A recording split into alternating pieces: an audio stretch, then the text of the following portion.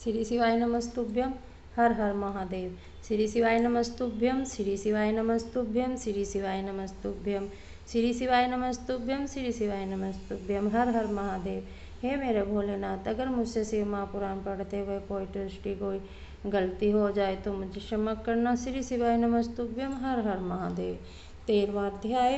ब्रह्मा जी बोले, हे नारद, अब मैं तुम्हें यह वृत्तांत सुनाता हूँ जिस प्रकार इस मैथिली सृष्टि की उत्पत्ति हुई। भगवान सदाशिव से शक्ति प्राप्त कर मैंने एक पुरुष तथा एक स्त्री को अपने आधे आधे शरीर से उत्पन्न किया। उस पुरुष का नाम स्वयंभू मनु तथा स्त्री का नाम शत्रुपा हुआ। शत्रुपा ने तपस्या द्वारा मनु को पति रूप में प्राप्त किया। फिर उन दोनों पुरुष तथा स्त्री ने मेरे पास आकर कहा, हे पिता, आप मुझे कुछ आज्ञा दीजिए।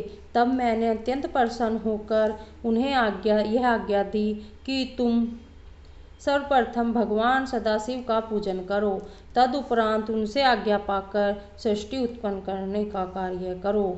मेरी आज्ञा को स्वीकार कर उन्होंने ऐसी तपस्या की कि भगवान सदाशिव ने प्रसन्न होकर उन्हें अपना दर्शन दिया तथा वरदान मांगने के लिए कहा।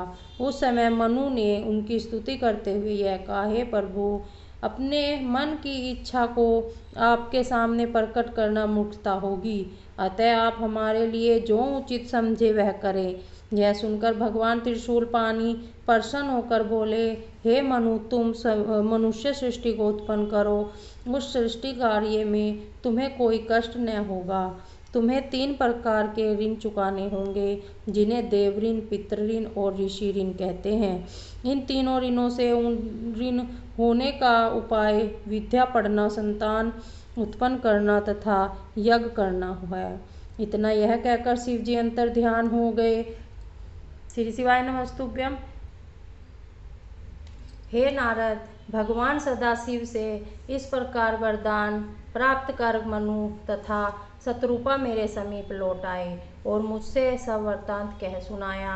उसे सुनकर मैंने भी उनसे कहा, तुम दोनों संतान की उत्पत्ति करो। मेरी आज्ञा पाकर वे दोनों सृष्टि उत्पन्न करने लगे। सर्वप्रथम उन्होंने 2 पुत्र तथा 3 पुत्रियों को उत्पन्न किया। उनमें एक पुत्र प्रियव्रत के नाम से प्रसिद्ध हुआ। उसने गृहस्थ आश्रम में प्रवेश कर श्रेष्ठ धर्म का पालन किया। उनकी संतान भी अत्यंत शीलवान हुई। आगे चलकर उसी के वंश में भगवान श्री कृष्ण चंद्र ने अवतार लिया। मनु के दूसरे पुत्र का नाम उत्तानपाद था। उसके वंश में ध्रुव के समान योगी भक्त का जन्म हुआ। मनु की पहली पुत्री का नाम अनुमति था। उसका विवाह मेरे पुत्र रुचि नामक मुनि के साथ हुआ। वह पुत्र मुझे अत्यंत प्रिय था। उसके द्वारा यज्ञ और दीक्षा नामक 2 संतान की उत्पत्ति हुई। मनु की दूसरी पुत्री का नाम देवहूति था। उसका विवाह कद्म मुनि के साथ हुआ था।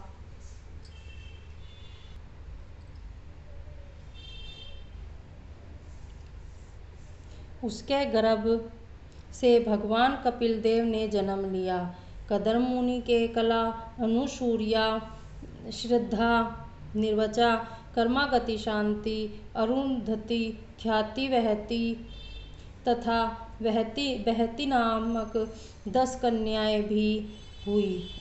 इनमें से 9 कन्याएं मारीच, अत्रि, अंगिरस, पुलस्त्य, पुलह, कर्त, भृगु, वशिष्ठ तथा अर्धवर्ण नामक 9 ऋषियों की ब्याही गई। मनु की तीसरी पुत्री का नाम प्रसूति था। उसका विवाह दक्ष के साथ हुआ। उन दोनों ने से 60 कन्याएं उत्पन्न हुई। उसमें से दक्ष ने 10 कन्याओं का विवाह धर्मराज के साथ कर दिया। 27 कन्याएं चंद्रमा को दी तथा 13 कन्याएं कश्यप को और 4 कन्याएं ताक्षर्य को एवं भूत अंगिरस तथा कर्श्वाशव को 2-2 कन्याएं ब्याह दी। उन सब से बहुत अधिक संतानों की उत्पत्ति हुई। उसी के कुल में हमने विष्णु जी ने तथा शिव जी ने जन्म लिया। इस प्रकार अपनी 60 पुत्रियों का विवाह करने के उपरांत दक्ष ने मेरे पास आकर सब हाल कह सुनाया और यह पूछा कि अब आप मुझे क्या आज्ञा देते हैं।